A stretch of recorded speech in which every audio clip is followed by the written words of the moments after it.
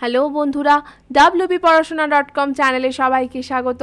আজ আমরা নিয়ে এসেছি নবম শ্রেণীর ভূগোলের পশ্চিমবঙ্গ অধ্যায়ের কিছু অতি সংক্ষিপ্ত প্রশ্নের উত্তর আলোচনা।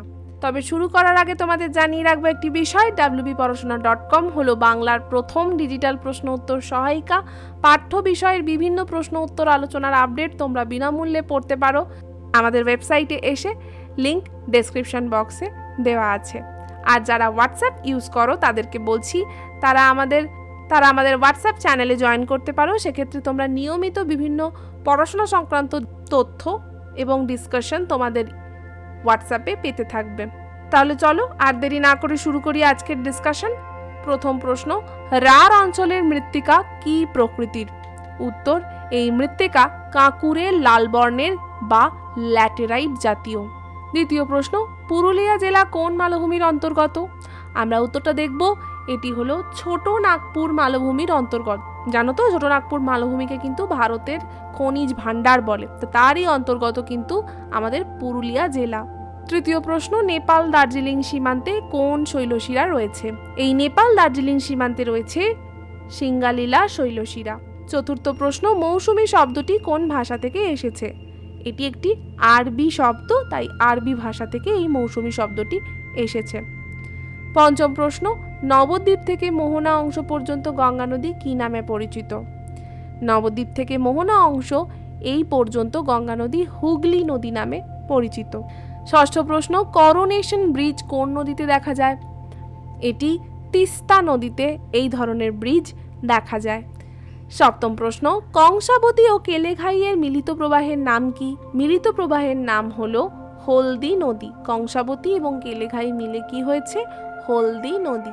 আলোচনার ফাঁকে শেয়ার করে নিতে চাই একটা বিশেষ বিষয়। তোমরা যারা ইতিহাস ভূগোল একদম পড়তে চাও না, তোমাদের মনে হয় প্রচুর বড় বড় নোটস মুখস্থ করতে হবে, এত বড় বড় সহায়িকা, কোনটা পড়বো কতটা পড়বো, খুব কনফিউজড হয়ে যাও এবং পড়ো না, যার জন্য নাম্বার কমে যায়।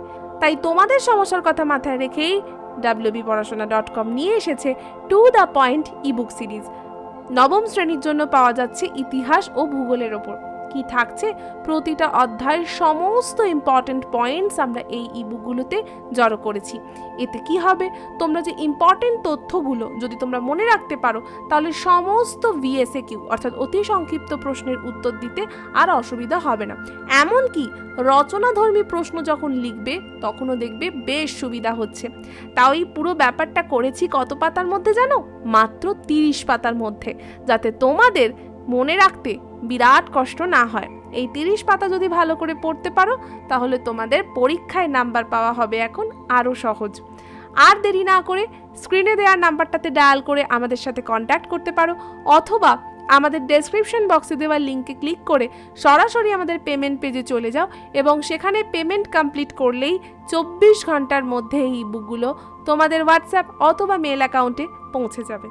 ফিরে এলাম আলোচনায়। দেখে নেব প্রশ্ন, পশ্চিমবঙ্গের উপকূলে কোন ধরনের বৃষ্টি হয়? উত্তরটা দেখে নেব। পশ্চিমবঙ্গের উপকূলে ঘূর্ণবাত বৃষ্টি হয়। মাঝে মাঝেই জানো আসে আয়লা, আমফান, রেমাল, ফণি, এই সমস্ত যে আসে, সর্বাপেক্ষা ক্ষতিগ্রস্ত হয় কিন্তু এই উপকূল অঞ্চলই। তাই পশ্চিমবঙ্গের উপকূলে কি ধরনের বৃষ্টি বেশি দেখা যায়? সেটা হচ্ছে ঘূর্ণবাত। পশ্চিমবঙ্গ রাজ্যের জলবায়ুর প্রধান দুটো নিয়ন্ত্রক কি?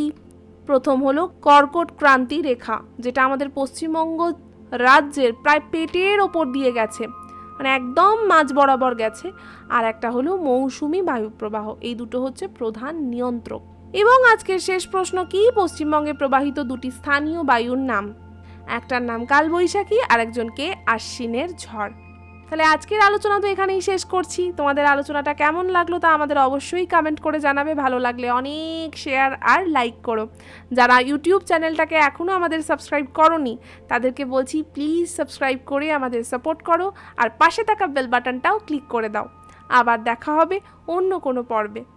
ততক্ষণ মন দিয়ে পড়াশোনা করো আর wbporashona.com ভালো করে ফলো করতে থাকো।